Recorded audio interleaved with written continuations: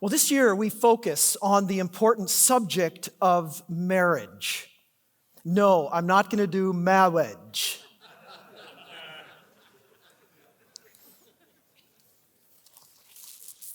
As you know, we laugh about that, but the whole state of marriage is not a funny issue, is it? It's a serious issue. This is one of the good gifts given by God, one of the most basic, fundamental, and important institutions that impact the home, the church, and society. We will consider marriage through the framework of redemptive history. Now, this framework focuses on God's design and intent for man and woman, Genesis 1, male and female as they relate to one another in marriage, Genesis 2, that God has a design in creation which is protology, that is, He creates with a purpose that grounds who they are and how they relate to one another, that is, teleology, it's purposive and the two are hang together, which emphasizes purpose, which is distorted, that is hamartiology, sin, in the fall, Genesis 3, but restored, this is soteriology, salvation, but not obliterating differences, but restoring God's original intent and purpose, which is lived out in the church, which is ecclesiology, and which will reach consummation when the marriage of the Lamb has come and His bride has made herself ready, which then fulfills and transforms that to which earthly marriage pointed, at which time they neither marry nor are given in marriage. That's eschatology. This is a biblical theology of marriage with an emphasis on certain critical truths of redemptive history. We focus on creation to consummation, including everything in between, with the goal of living faithfully in the now and the not yet, living between the inaugurated kingdom and the consummated kingdom. Recently, about a year ago, there was an essay entitled 3 Christmas Dinners. If you want a picture of our present day, the status of family and identity, this captures it well. And I read at length. This author, Carrie Christopher, invites the reader, we'll be the listener now, to step into the shoes of a typical 32-year-old going from one Christmas celebration to another. The title of the essay, 3 Christmas Dinners. And I quote, "Your first stop seems like it should be the easiest. This dinner is with your biological mother, the woman who gave birth to you and raised you. But in her later years, she remarried.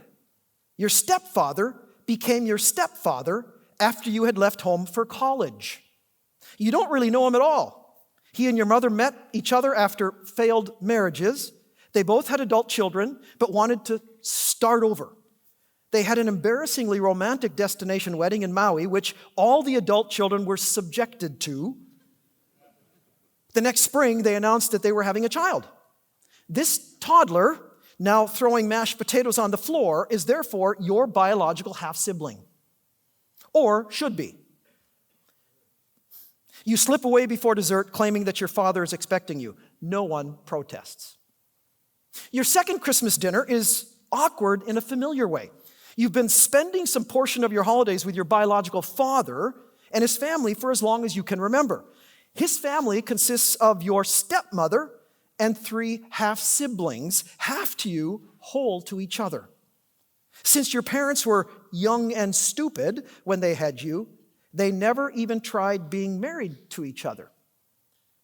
When you were in preschool, your father married your stepmother, and over the years, they had 3 children. The family photos on their walls likewise bespeak your absence. Occasionally, you're visible in shots from that trip to Disneyland when everyone was in elementary school, and your senior portrait adorns the stairway along with the other 3, but most of the frames show a biological family smiling at the camera. You would complicate that picture. You stay for coffee and they'd head out earlier than everyone else. Who are you kidding? Everyone else is staying overnight, claiming exhaustion. The third dinner is the one you most look forward to. Well, at least it will be less exhausting than the previous two. This dinner is at your grandparents' house. They aren't your biological grandparents, but you grew up with them as though they were. Their son was your first stepfather, the man your mother married when you were young, the man who primarily raised you. He'll be here too, along with his new girlfriend, who seems nice enough. This time, there are no half-siblings. Technically, no step relations of any kind, thanks to the divorce. You aren't related to anyone at this table, and yet this, minus the girlfriend, is the family you have known since early childhood. Your mother and former stepfather no longer speak, and he kind of drifted out of your life, so you haven't seen him since last Christmas. You have, however, kept up with your grandparents. In fact, they seem to be the one element of your family who are genuinely and consistently interested in your life and well-being. It's nice to have someone to take an interest in your life. Now, if you were exhausted, the author continues now after the 3 Christmas dinners, and she concludes in this way. If you were exhausted or confused just reading about this Christmas, you've had a taste of how an entire generation plus feels. This holiday tale is the story of Gen X and many older millennials. Is it any wonder that the next generation, Gen Z, appears to have some serious confusion over identity? The building blocks of identity, how we figure out who we are as children through our teen years and into young adulthood, come primarily from the family. Is your mother your mother? Is your father your father? Who are your siblings? Do the ancestors on your grandparents' walls belong to your history? Identity is handed to us, and we do with it what we will. But what if nothing is handed to us? Not only no family Christmas traditions, but no sense of a family name or a family culture. No history or place of occupation, no biological markers of kinship. For many in the younger generations, these building blocks have been lost, stolen, discarded, or broken. End quote. Marriage, family, identity.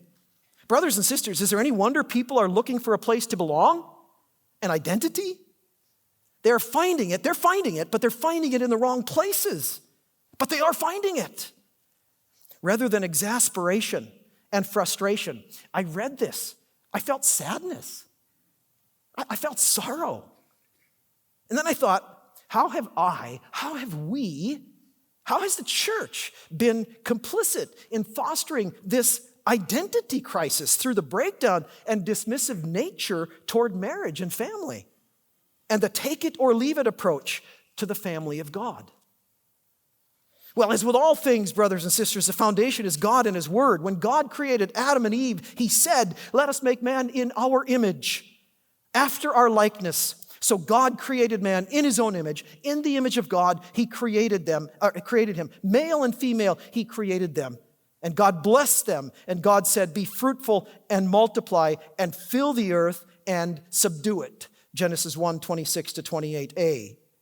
And at the end of creation, with the culmination being man and woman, male and female, uniquely created in His image, He pronounced it was very good. Genesis 1:31. Now, in the historical narrative of Genesis 2, God declares that it is not good that the man should be alone. "I will make a helper fit for him."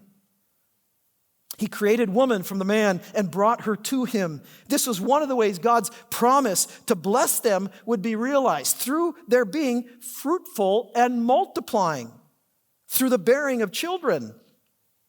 But would only be through the marriage relationship between a husband, man, male, and wife, woman, female.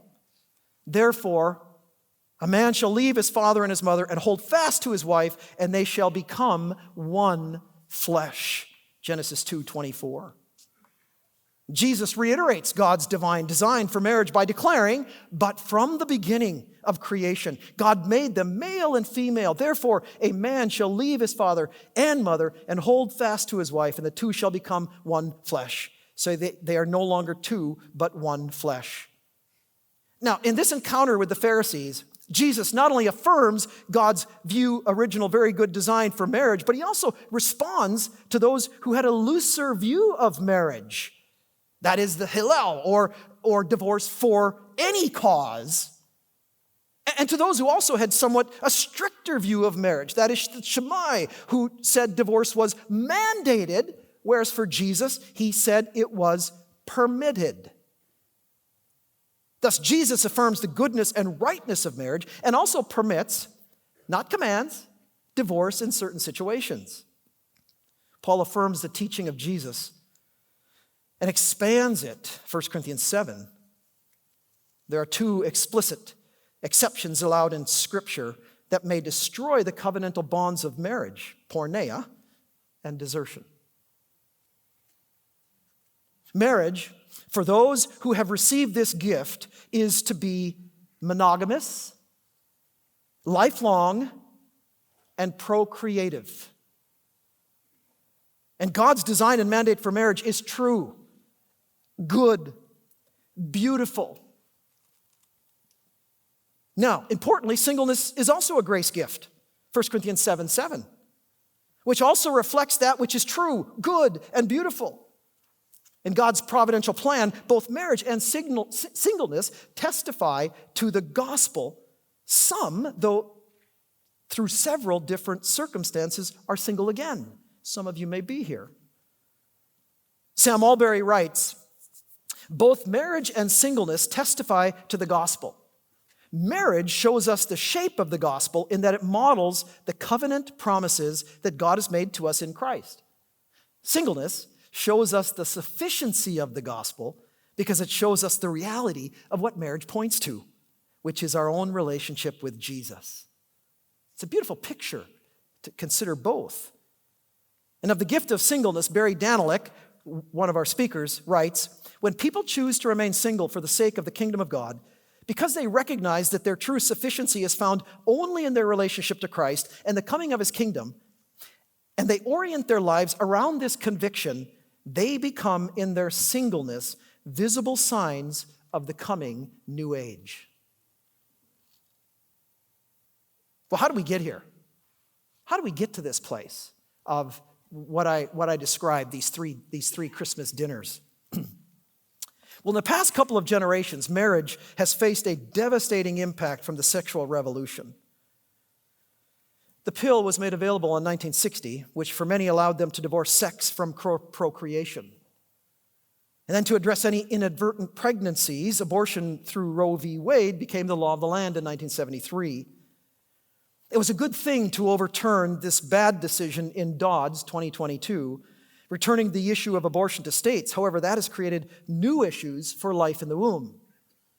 And as I've said, there are some that are proposing a fourth trimester abortion. I used fourth intentionally.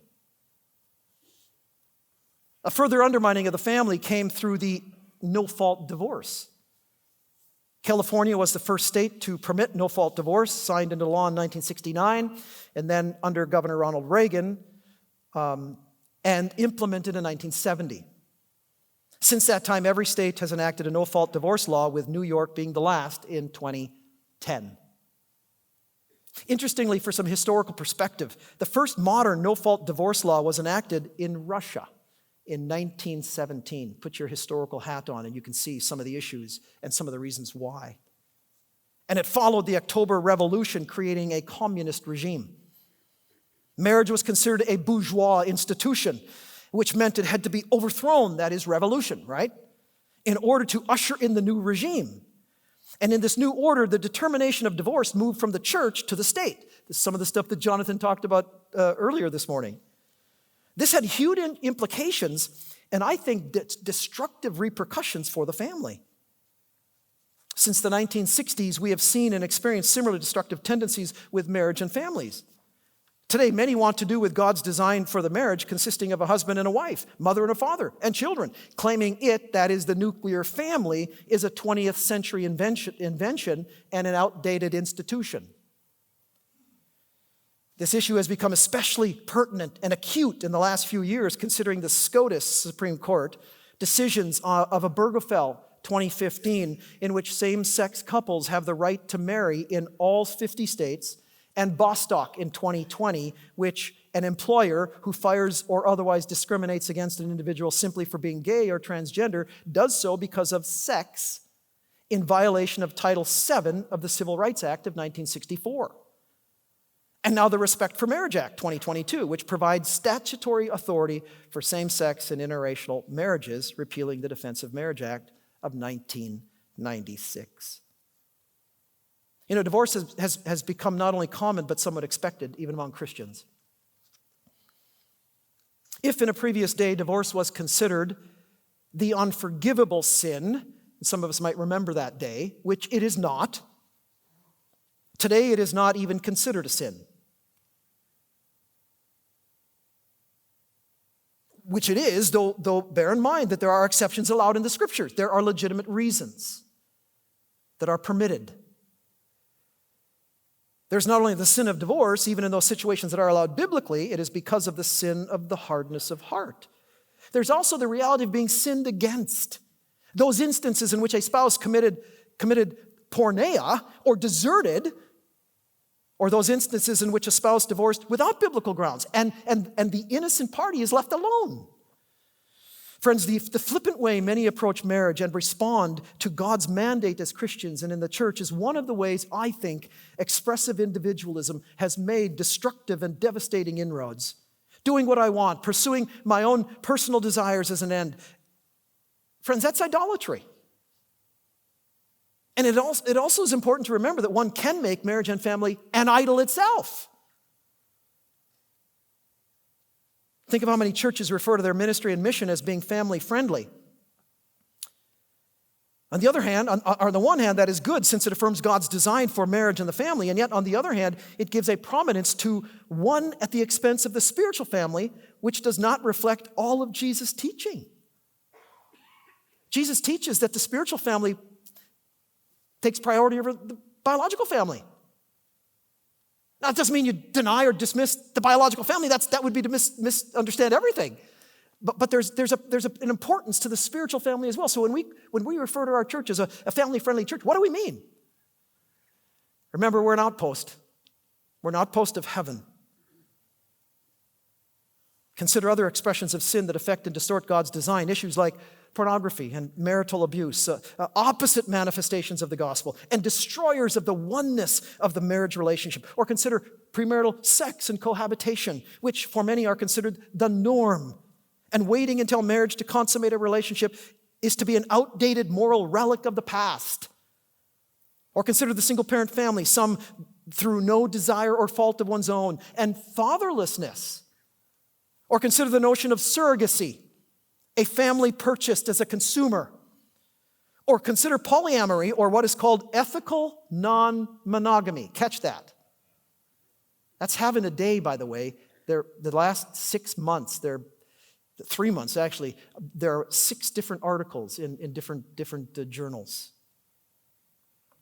Undergirding many or most of these changes is the reality that over the past few generations, although it goes back to the fall, there has been a blurring of the distinction between God's created order between men and women.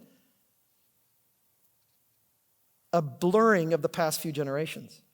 But over the past few years, there has been a move toward the obliteration of the distinction of biological sex, male and female, man and woman. In what ways have Christians, and in what ways has the church been complicit in these compromises to biblical truth of God's divine design? Consider the many denominations and churches that have capitulated to the spirit of the age.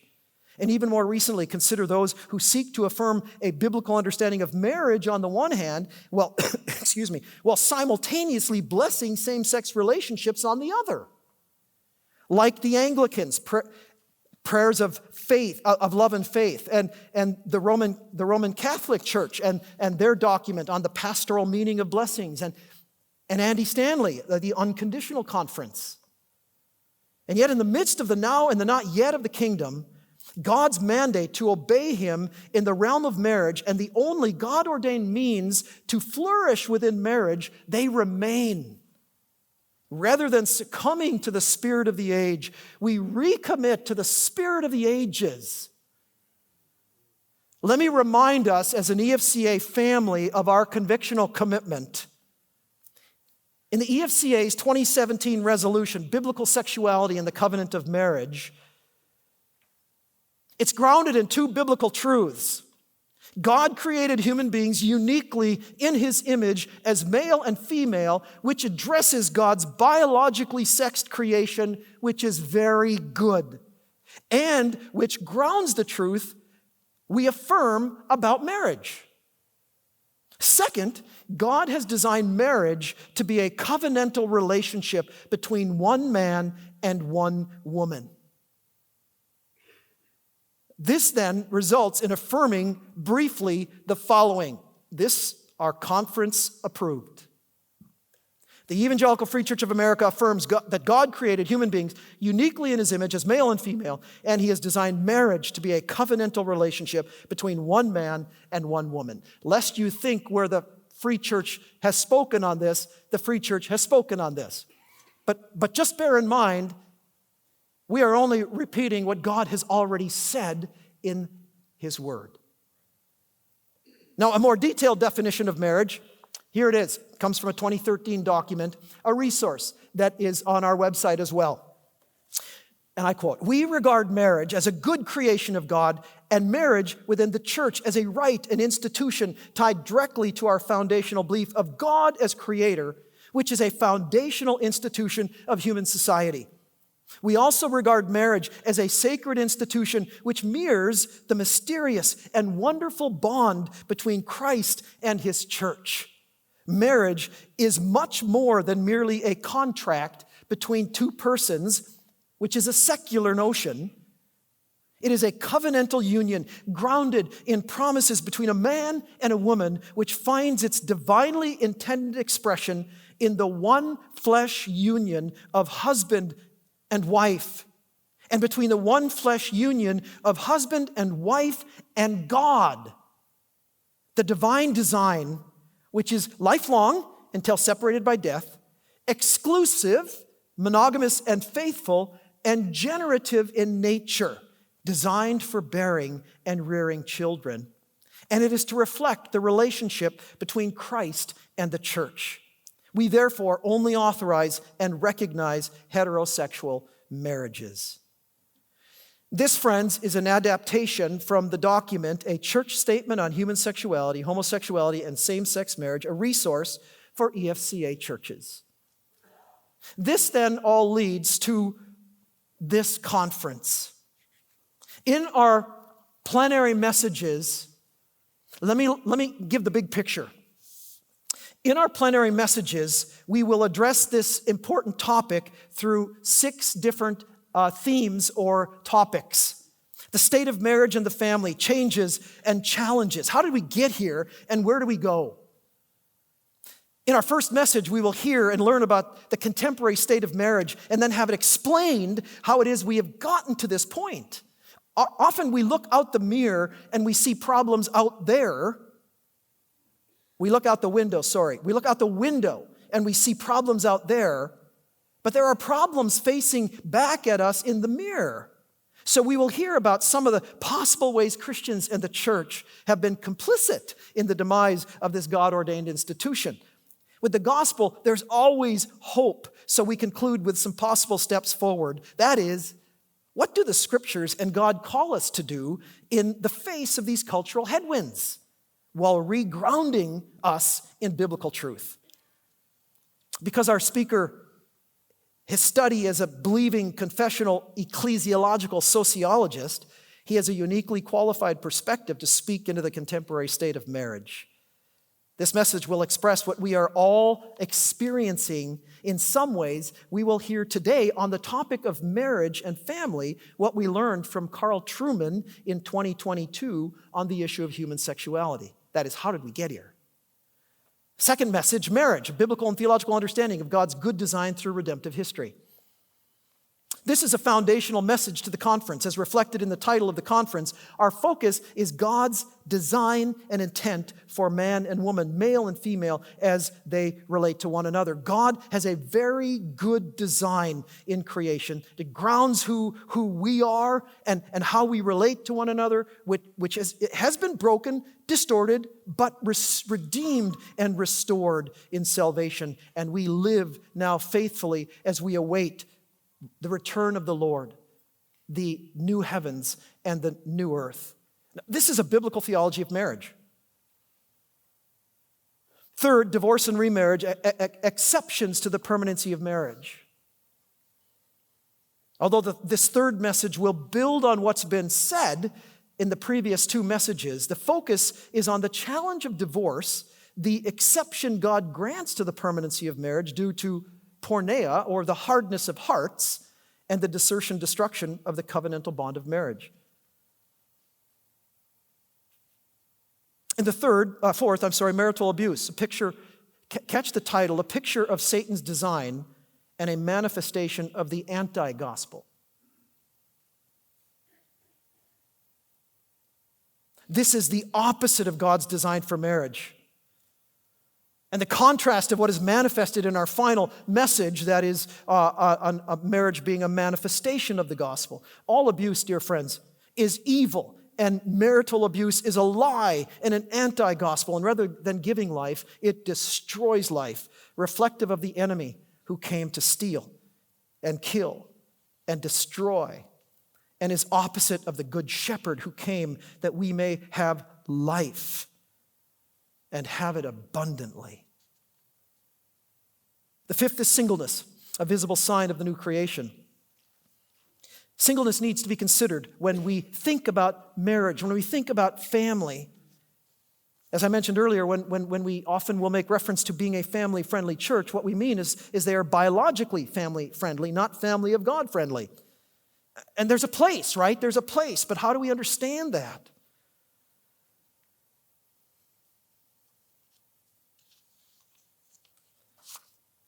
And as I mentioned, Barry Danilek says, when people choose to remain single for the sake of the kingdom of God because they recognize that their true sufficiency is found only in their relationship to Christ and the coming of his kingdom, and that they orient their lives around this conviction, they become in their singleness visible signs of the coming new age. And the final, marriage, a picture of God's design and a manifestation of the gospel, modeling what is true, good, and beautiful. We desire, at the end of the conference, the final message, to model what a good and godly, joy-filled, complementarian marriage looks like, which serves as a beautiful picture of the gospel, a real-life illustration of the truth, and a picture or a parable of Christ's love for the church. Even if truth is affirmed, often today the defeater belief is that it is not considered good or beautiful. Marriage is one of those institutions in which the truth is being questioned or doubted even by those in the church, and it is not considered good. That is a place where both husband and wife are nourished and thrive. The other reality stated as a question, are we living in our marriages in such a way that it is a beautiful picture of the gospel, a real-life illustration of the truth, and a picture or parable of Christ's love for the church? And I say that to myself.